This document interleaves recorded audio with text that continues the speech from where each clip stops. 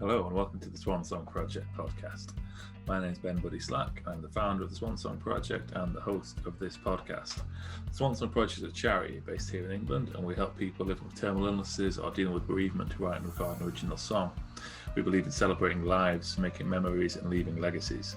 If you'd like to find out more about the charity, you can check out our website, which is swansongproject.co.uk. The podcast features songwriters, and each week I have a different guest on. We talk about one of their songs. I ask them how they wrote it. They share with me a songwriting tip, and I also ask them for a song that's meaningful to them in some way relating to bereavement. This episode features Pauline Scanlon, and I hope you enjoy it.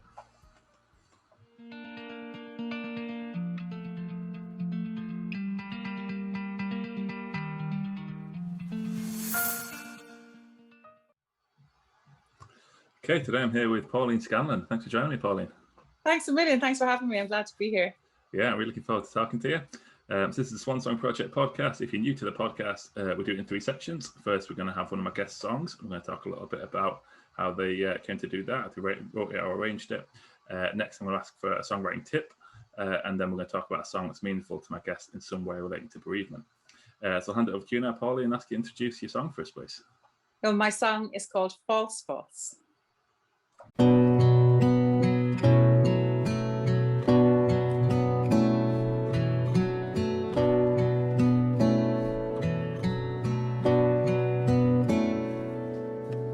False, false, have you been to me, my love? Oh, when did you change your mind? Since you gave your love to a raven beauty fair, I'm afraid that you're no longer mine.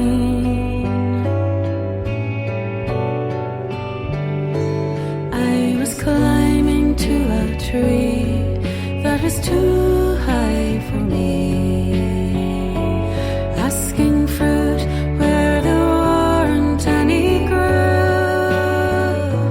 I've been lifting warm water out beneath cold clay, and against the tide I was rowing.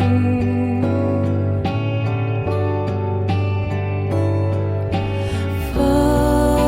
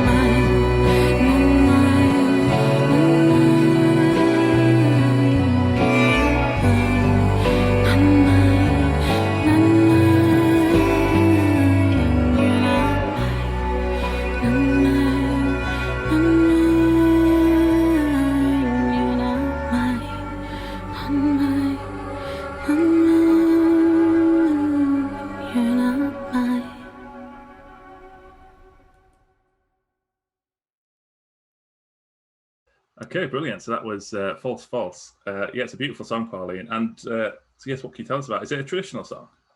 It's a traditional song, yeah. And when I picked it to sing, I'm predominantly a traditional singer. I dabble in songwriting and mostly collaboratively, actually, or nearly all collaboratively.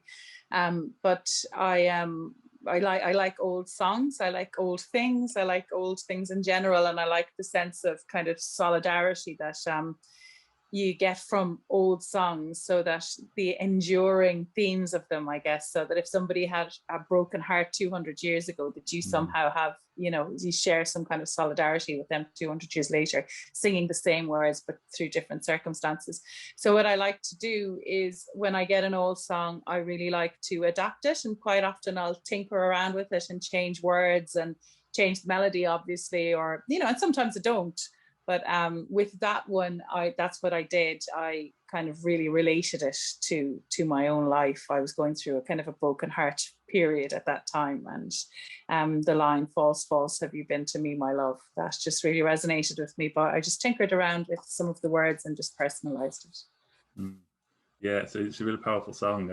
And it's got, well, I mean, I've listened to the album of yours. It's from Gossamer, is it pronounced? Yeah. It's a beautiful album. And like throughout it, I think what you do really well is you take the traditional songs but make them sound very modern. Yeah. So I was going to ask you a bit about that. So do you have a kind of similar process for when you take a traditional song and record and arrange it, or is it different every time? How do you go about? It's different, and it's kind of project specific, I guess. When I'm singing traditional songs that are under my own name for my own solo albums, I have a process for sure. But if I'm doing something, I do a lot of collaborative work. I'm in a lot of collaborations and quite often with instrumentalists and their kind of tunes and songs band as the genre goes. And I kind of do things slightly differently for those. And I'm in a few bands that are harmony groups and things, so they all have their own process. But certainly for my own music, even though I sing a lot of traditional songs and I listen to a lot of traditional music, I also have a lot of other influences, and aesthetically then that definitely influences how the songs come out the other end. And it's not that I make a conscious effort to modernize anything, because I don't necessarily believe that that's necessary. It's just the way they come out. It's just what I like to listen to kind of finds its way onto my albums, and stylistically, I guess, as well. And then I work with a producer a lot in London called John Reynolds, and we're just working on our third solo project, but we've been involved in so many things together over the years, and it's very much his stamp also. Yeah, I was thinking it's been an interesting process of that's a lot of my musical upbringing was learning traditional songs as well, but like never taking them to that, just kind of copying them like the way the Dubliners would do them mostly. So yeah, it's an interesting way, because it's similar to songwriting in that way, isn't it? Where it's you've got a source of inspiration, but then it's finding a way to make it do it the way you want to do it. Do it the way you want to do it, and to make it relevant. And for me, certainly, I'm a very emotional singer. Like, traditional singing can be quite academic, and the material can be academic, and the approaches can be academic, and I love that, and I'm really interested in it, and I dabble in that element of it as well, I guess. But I really want to tug at the heartstrings, and I want, when I'm listening to stuff, or even when I'm singing myself, I want my own heartstrings to be tugged at. It's everything to me. And I love that feeling of listening to somebody, and the minute you hear their voice before you even know what the song is about, you get tears in your eyes, so that's what I'm always looking for. And so I think that's, I'm always coming from that place of, I suppose, emotional vulnerability. Yeah, that's good. That's what, and you said that's just resonated with me from when I first heard that album. That's what I think the definition was, the distinction. I mean, that with a lot of kind of traditional stuff, it does have that more academic feel, as you say, and sometimes it's, whereas that's why I think yours got through to me as quickly as it did and kind of really resonated with me. Here? yeah, that's a good way of putting it. It was one of the things where, like, I heard it and I was just kind of hooked by it. And I mean, obviously, it's a beautiful album, beautiful songs and everything, but that's what I think you just nailed what the distinction was there. It's the emotional device. Is there anything like how when you're doing your song selection then for a project, are all the songs? Do you, like, I guess you probably know lots of traditional songs. Do do you have ones that like for my next album I want to record these, or is it more like you said with False where something's gone on, something that resonates to you at that moment in time based on your life that you choose your songs around? It varies. Like, interestingly, I'm in the process of recording my next album, and it is based on the life of my late mother. So my mother passed away 7-8 years ago. I'm terrible with remembering years and chronology and all of that. I could, like, anyway, it's really bad. But 7 years ago or 8 years ago, and I wanted to. She was a feminist, and she had lived quite an interesting life in the sense that I suppose Ireland hasn't always been the best place to be a woman, and she just lived a life that it would be typical of many Irish women of her era. So I wanted to link traditional songs to modern women. So I took the life of my mother, who was passed on, and broke it into 10 stages, and have attributed a traditional song to each of the 10 stages of her life. So like that was the process for selecting the songs for the next album. And so it varies from album to album. Like sometimes I'll really be thinking about the aesthetic, about what I want something to sound like, or the mood that I want to create. And other times then it's more focused. Like on this new album, for instance, I wanted to find a song that positively portrayed female sexuality, a traditional song.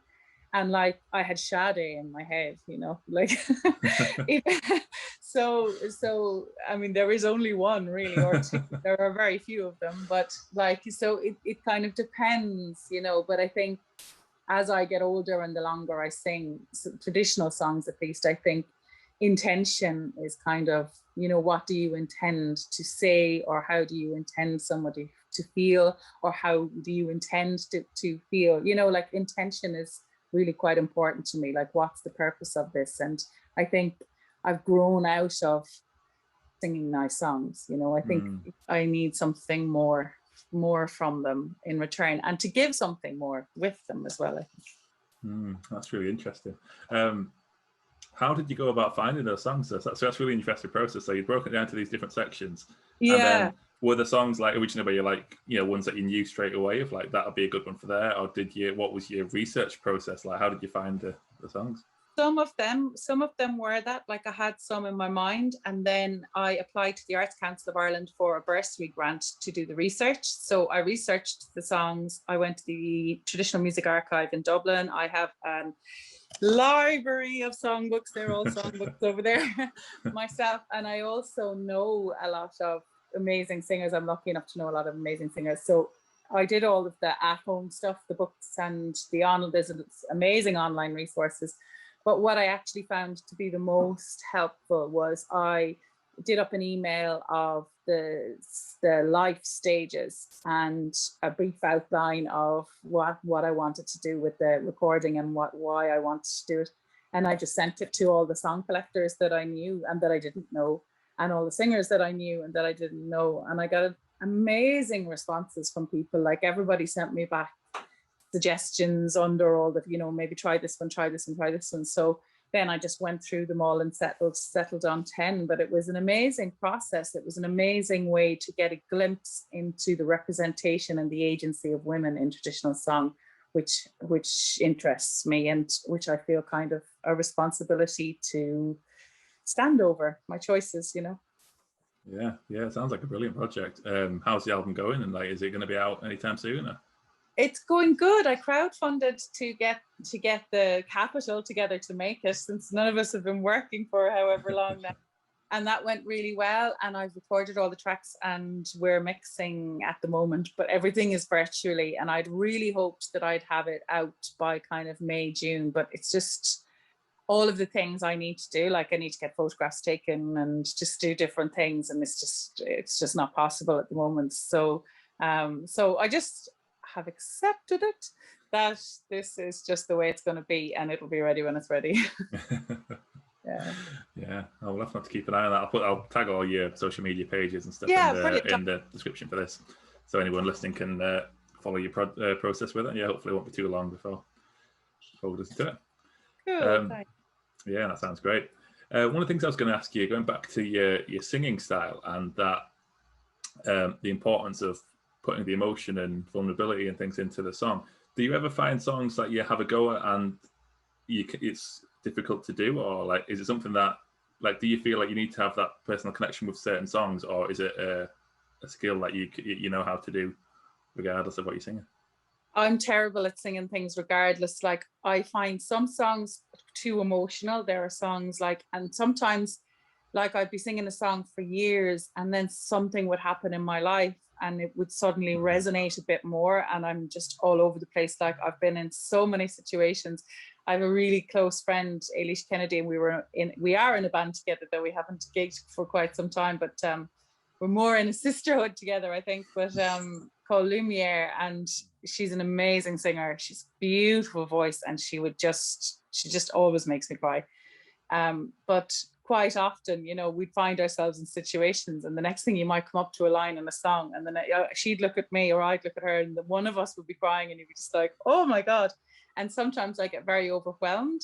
Then there's other times where I would be asked to sing something for a particular gig, or, you know, I tend to avoid bands because I'm not very diplomatic when it concerns material. Like I like what I like and I don't like what I don't like, and I don't like people who don't like what I no, that's not true. But I find it very hard to sing things that I don't connect with, like almost torturous and painful. Like there's a kind of a hollow feeling or something that comes with it that I'm sure you probably know yourself. Yeah, it's a funny old process, isn't it? I completely resonate with you about certain songs when I've had a few times where a song that you maybe sung it for years and years, and it's always meant one thing to you. Then something happens in your life, and the next time you sing it, a line comes up, and you're just like, yeah, you just break down on stage in the middle of it. yeah, for sure. Yeah, it's even more interesting with the really old songs as well, isn't it? Of like as you say at the start of, I always remember when Bruce Springsteen released his Seeger Sessions album. Yeah, and he did a cover of Mrs. McGrath. Yeah. Mrs. McGrath, and I remember he did a live performance of that, and he said, you know, this song was written 300 years ago or something like that, and it's every bit as relevant today as it was then. I remember when I heard that, I think I was a teenager or so at the time. I remember that just hitting me, being like, that's amazing. That's, you know, that song was written that long ago, and it's still just as, and it's something that's really important with the Swan Song Project, is, you know, like we're writing songs for people at the end of their lives, and the idea that then that song might live on. And the traditional music community are living proof that is a really powerful thing, you know, because like quite often I really feel that very intensely when I sing a song that's generations old, or, you know, that you really are. It's just that sense of solidarity. It's just overwhelming to me really sometimes that I'm like, oh my God, this, you know, enough people felt this or loved this song to preserve it for this long in oral tradition, you know, like it's a very powerful thing. Yeah, definitely. What about with some of the old songs, like the original writers get lost, don't they? It's just traditional. That's something that really interests me as well, at least, you know, that a song can connect to you so much, but who wrote it might. Like some of them do, and some of them then are attributed to famous writers who would have written a lot, or poets quite often, and then the airs come from the tunes. But it depends, like, you know, for instance, I was talking to a friend of mine recently, Dr. Sheila Denver, and she is an absolute authority on Shannon singing, you know, and she was talking about it depended at who was doing the collecting, you know, who was collecting the songs and what did they think was important. So for instance, you'd have the walking songs, lots of working songs, very well preserved in Scotland, and lots of them, but we don't have that many of those in Ireland. So it was really depended on the agenda or agendas of usually the men that were collecting, you know, and historians and all of that kind of thing. So yeah, so that's, you know, you'd like wonder about how much we've lost, you know, or how much is still hidden and all that kind of thing. Yeah.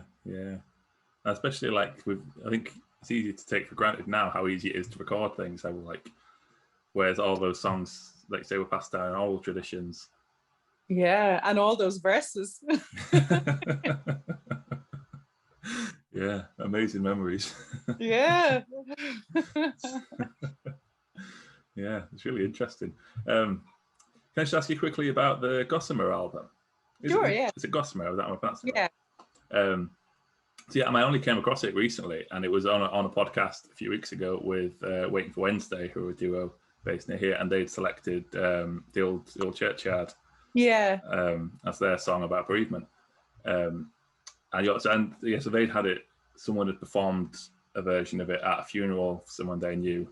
Was what they how they first come across the song. But then it was your version that was sent to me.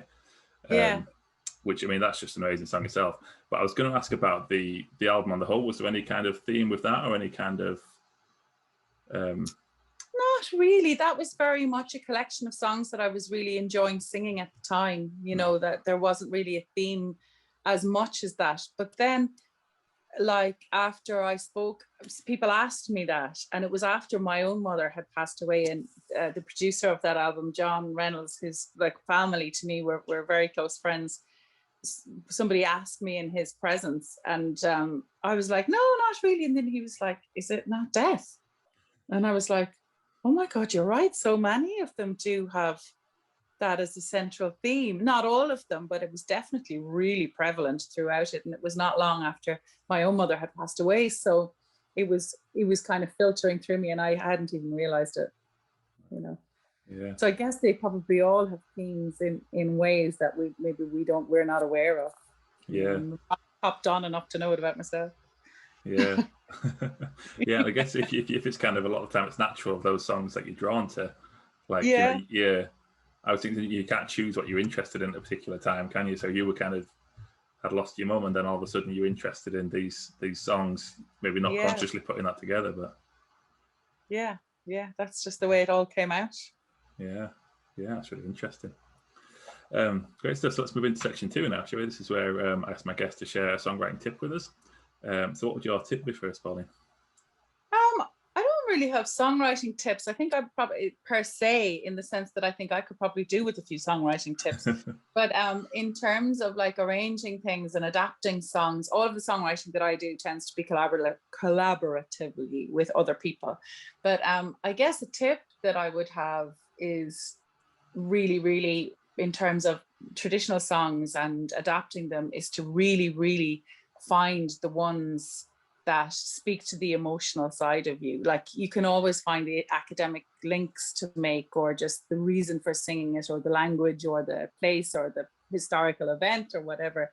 But to really connect with people, I think you need the emotional resonance in them. And sometimes I feel that sometimes I don't always hear it. That's what I'm trying to say. And I think when you do, it's the most powerful thing. Vulnerability, you know, like, just be vulnerable in it and just find the most painful part of yourself and link it to that. You know. Yeah. That's really good. So with how do you, is that just something that you know automatically when you hear a song? Like, is it an immediate kind of thing that you get, or is it? Yeah, and I know as a singer, like, you know, we all have strengths and faults. I guess I don't really like to be thinking about our own faults, or anybody else's either, for that matter. But I think one of the things that people have, how I have managed to really connect with people over 25 years of doing it or whatever, is emotionally, you know. And like, people, it's the most powerful thing, you know. And the way to do that is to just expose yourself, you know. You expose your own vulnerability and your own delicacies, and let them see and feel your pain and joy and all of those other things, you know. But I think they're all a little bit, when you're vulnerable, they're all a bit linked, you know. You're like, I used to, because I sang about love so much growing up and through my teens and 20s and even 30s, and I suppose I've kind of broadened out, but I predominantly sang about love, that I used to confuse love and pain, because they're so inextricably linked in song. And in traditional song, you know, there's virtually no happy love songs. And if they are happy, they're usually about something else. They're like happy humorous, or happy, you know, quite maybe slightly flippant. So the love songs are nearly all painful. So, and it seeped into my life. Like I used to confuse love and pain all the time. I used to think that love wasn't worth having unless it was also painful. So like, it's a complex thing. But I think if you let people into that side of yourself, then they will connect with it, because I think that's universal, Yeah, that's really interesting. It's a good point as well about the amount of pain in love songs. Yeah, desperate. Yeah. Do you mind if I ask you about your collaborative writing project? Yeah. I guess so. You say you've been involved with quite a few different ones. Is there I guess probably different ways, but is there particular elements of that you find that you enjoy more than others, or like do you like doing lyrics, or you do melody stuff, or is it all a bit collaborative? It's all a bit collaborative. Like I do it. I think there's people that I buzz off doing it with more so than processes. I think there's definitely people. I work a lot with two pals of mine, Alan Doherty and Tola Custy, and we have found ourselves over the years, they're both instrumentalists, over the years in many different incarnations of folk bands. And I really I just did a project with them called Pharaoh, and we wrote 4 pieces in one day, or 4 pieces in 4 days. So like in one day each, and made videos for them. And they ranged from like instrumental pieces with melodic structures from me to full-on songs. And I think it's just the people. And I like, as much as I really enjoy like being a singer and being a lead singer, singing words and music put together, I also love being a backing vocalist. And I think what I enjoyed about that process of writing was that I was part of the band as well. That it wasn't just straight down the middle of it with words and music, that it was just kind of coming up with chords, vocal chords, and layering stuff. And I really enjoy that. And I love singing harmonies for other people. I like being a band member as much, if not more, as a lead singer. Yeah. What are some of the key, obviously there's the key differences of, like, you're not being the lead singer when you're being a backing singer, but yeah. Oh, it's the attention. The glory. Do you feel less pressure as a backing singer, or is it probably more pressure, actually? More pressure. I'm all about solidarity in life in general. And I find that when there's 2 singers or more, that there's a real sense of solidarity. And I'm lucky. I am in a band called Bird and the Wire, and it's a reinterpretation or an interpretation of the songs of Leonard Cohen. And I sing with 3 of my best mates. They're in a band called the Whileaways, and they're like a harmony band, and we're all friends for 20 years. And we have we're almost at this point in our lives like a shoal of fish or starlings or something, that we just have a way of almost mind reading when it comes to harmonies and who takes what line. And we could quite often go to sing a song that none of us have ever sung before, and never end up on the same line. So I think there's just something about that understanding, and it's almost like an intimacy between people, and a solidarity and a sense of sharing. I love when you sing with other singers, and when you sing with another singer and you really want to do it well, you have to give up part of your own identity. Like you have to give up your own sound and match together to make a new one that's half you and half them. And I love that. I love it as a process, because I think it's good for the ego. I think it's good. I just think it's interesting, and I think it's challenging, and you have to work on your phrasing and your tone and the weight of something. And, there's a lot of learning in it, and it's a bit crafty. Like you have to know how to do it. And I just really, really enjoy doing that. Yeah, that's a great way of putting it. Yeah, there's something really special making music with people, particularly over a number of years, isn't it, where you get that kind of, just like you're on completely the same wavelength with something really brilliant. Special about it. It's such an interesting form of communication, isn't it? I feel like there's levels to it, and it's like you can play music with lots of different people, But when you've been working with someone for that long, or sometimes I guess you can just get it really quickly with people. But where it is like you just completely in sync, it's a very special thing. Yeah, it really is. Yeah, magic. Yeah. I'm really looking forward to listening to the Bird on the Wire stuff as well. I'm a huge Leonard Cohen fan, so I was... Oh yeah, it's all up online. We did a few online... we did an online gig there recently, and it's up on YouTube anyway. I'll send you the link. Yeah, I found one earlier. I think it was like an hour 20 show. Yeah. And then so I've got it saved on my thing to listen to later Yeah. on. Yeah, definitely. Yeah, I'm looking forward to that. Great stuff. So let's move into section 3 now. So this is where I ask my guests to share with us a song that means something to them related to bereavement. And what I do here is I put the link in the description to the podcast. So I'll ask Pauline to introduce it in a moment. And then if you aren't familiar with it, you can pause the episode here, go listen to that, come back, and we're going to have a chat about it. So what song did you choose for us, Pauline? I chose Grief by Ethna Ní Uallacháin, and the album, it's really interesting. She is my favorite traditional singer of all time.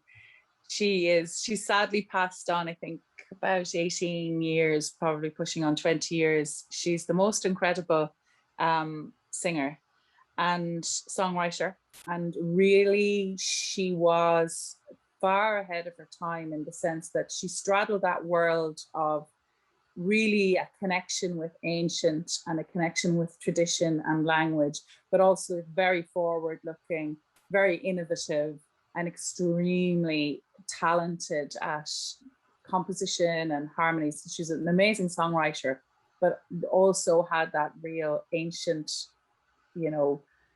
anchor. And so she wrote this album before she passed away, and she didn't get to finish it.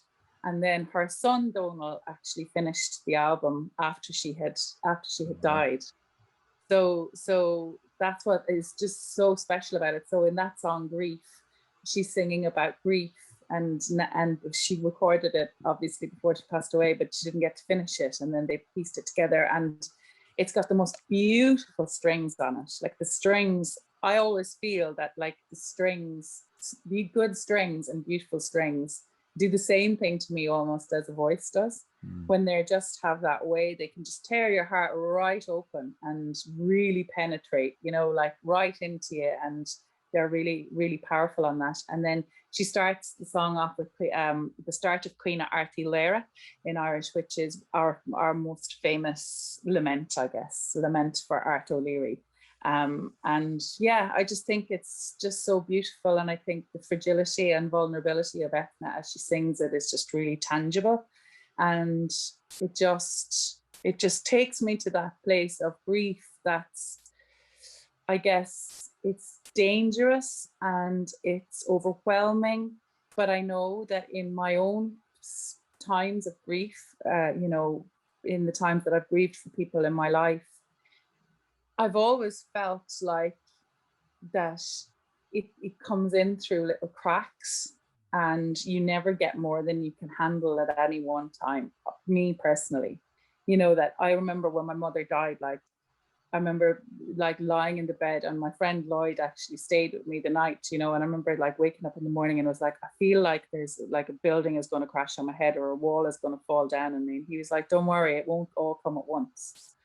It just comes in pieces, in little bit by bit by bit. That's how it was for me anyway. And I'm sure everybody is different, but I get a real sense of that in the song from Ethna, that it's like she's telling you how it will be. And her voice is so gentle and so assured that whilst it's very sad and it's very overwhelming, it's to just on the safe side of it.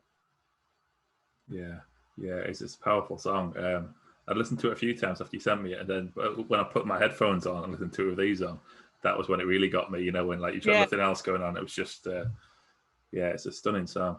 Can you translate what the Gaelic means? I'd have to get it. Can I just go off? I have to get the Yeah. The song starts with the first kind of verses in Gaelic, and then she comes in with the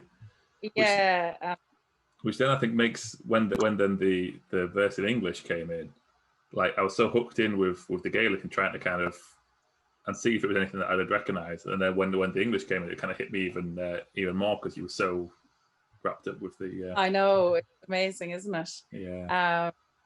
Hang on here, I'll get it for you now.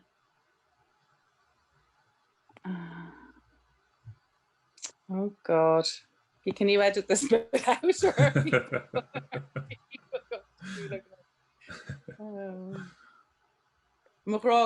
Who? Oh yeah, Lord of Akahu, County and Vargig.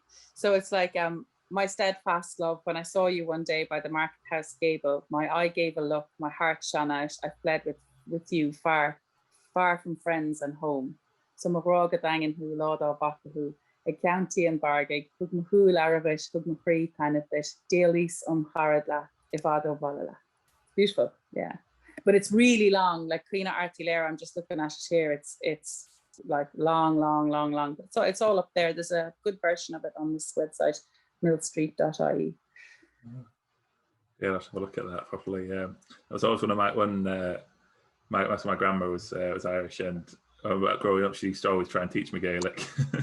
Oh yeah. I was just it was something I always wanted to do, and it's something that, as I got older, I was always like looked back and regretted not spending more time with her doing it. But maybe one day I'll start. Some of the family. There's always time. It's always time, yeah. Yeah. Yeah, it's a beautiful language. Yeah, for sure. Yeah, brilliant. Well, thanks a lot for your time, Pauline. It's really nice talking to you. Well, it was a really enjoyable chat. Thanks so much for having me on, and it's a gorgeous thing that you do. I'm really blown away by it, because it's it's a poignant thing. It's a poignant time, and it's just one of those things that we all it's going to be all of us. Yeah, definitely. I mean, like as we've talked about a lot today, music's it can be so helpful in such difficult times for people throughout. So it's a pleasure to kind of be able to use it with people in those ways. And absolutely. Yeah, for Beachy. And I'll put your links and everything in the description, and encourage people to check out your stuff. And I look forward to hearing the new album when it comes out. Deadly. Thanks a million. Yeah, thanks a lot, Pauline. Okay. Thanks for tuning in, everyone. I'll be back with another episode soon.